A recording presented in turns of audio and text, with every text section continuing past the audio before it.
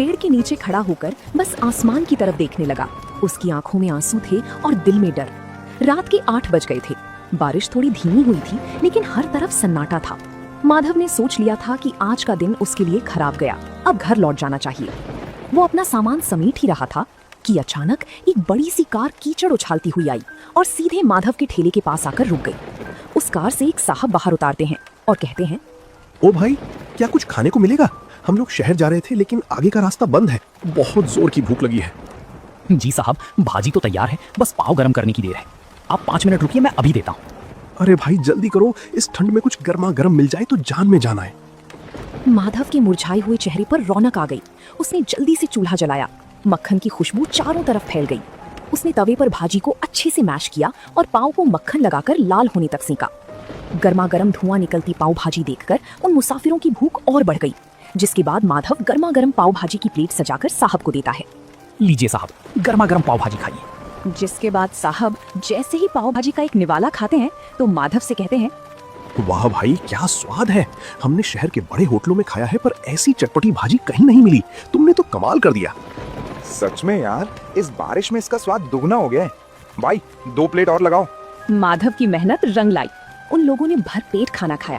जब पैसे देने की बात आई तो साहब ने खुश होकर माधव को 2000 का नोट थमा दिया। साहब, ये तो बहुत ज्यादा है, मेरे पास तो छुट्टी भी नहीं है।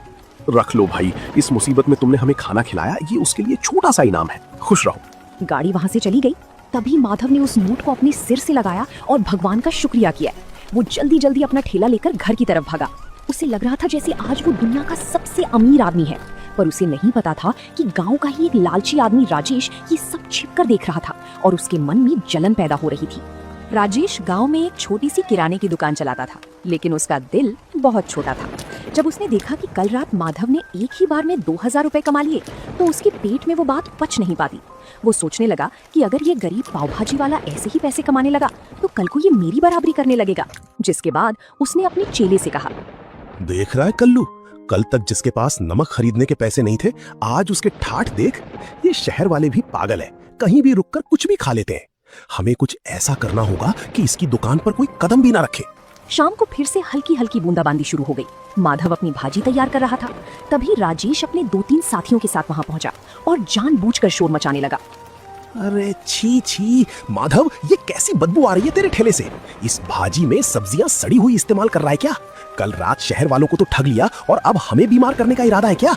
नहीं राजेश भैया, ये आप कैसी बात कर रहे हैं? सुमित्रा ने सुबह ही मंडी से ताजी गोभी और मटर लाकर दिए हैं और अपने ठेले पर सफाई का पूरा ध्यान भी रखता हूँ। अरे चुप कर, सबको दिख रहा है कि तू बारिश के गंदे पानी में पाँव सेक रहा है। गांव वालों सुन लो, अगर माधव की पाव भाजी खाई तो पेट खराब होना पक्का है। कल रात जो लोग खाकर गए थे, सुना है उनकी तबीयत बिगड़ गई है। राजेश की बात सुनकर जो 1-2 लोग आने वाले थे वो भी ठिठक गए। गांव में अफवाह आग की तरह फैलती है। माधव सफाई देता रहा, लेकिन राजेश ने वहां इतना हंगामा किया कि लोग डर के मारे दूर हटने लगे। माधव का दिल टूट गया। उसे समझ ही नहीं आ रहा था कि बिना किसी गलती के उसे ये सब क्यों झेलना पड़ रहा है।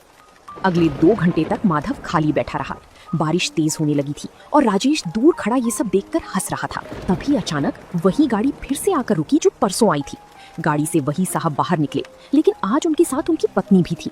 साहब मुस्कुराते हुए माधव के पास आते हैं और कहते हैं, नमस्ते भाई, आज हम खास तौर पर तुम्हारी पाव भाजी खाने के लिए शहर से यहाँ तक आए हैं।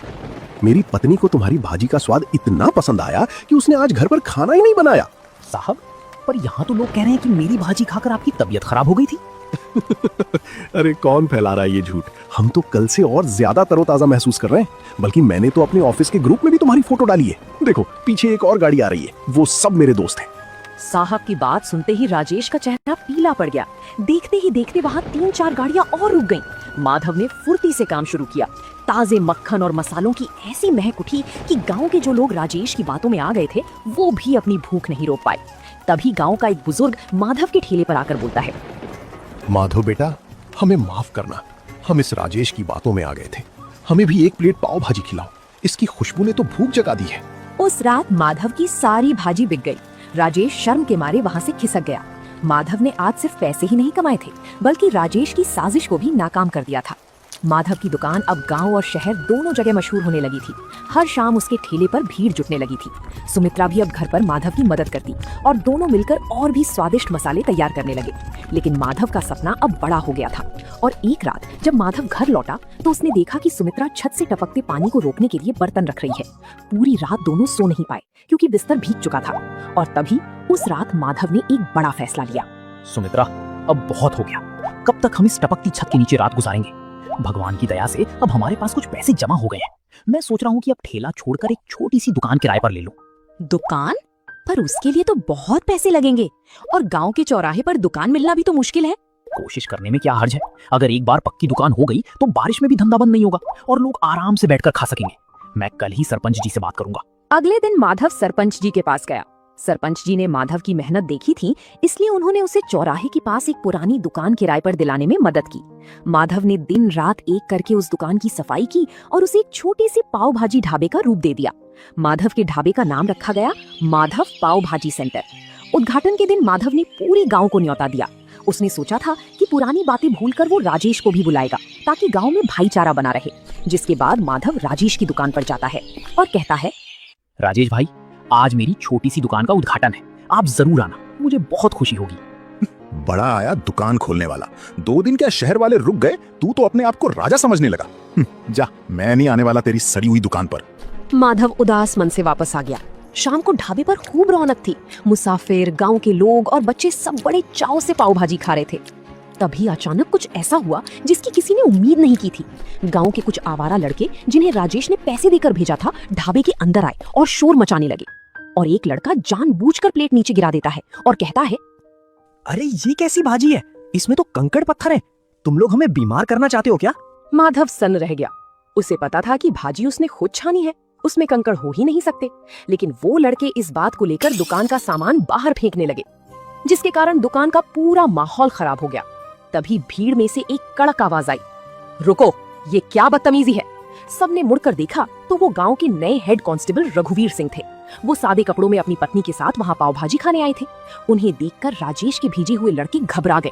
जिसके बाद रघुवीर सिंह उन लड़कों के पास जाकर कंकड़ वाली प्लेट उठाते हैं और कहते हैं, तुम कह रहे हो इसमें कंकड़ है? जरा मैं भी तो देखूं। हाँ, और ये कंकड़ तो ऊपर से डाले गए लगते हैं, क्योंकि इस कंकड़ पर भाजी का मसाला भी नहीं लगा है।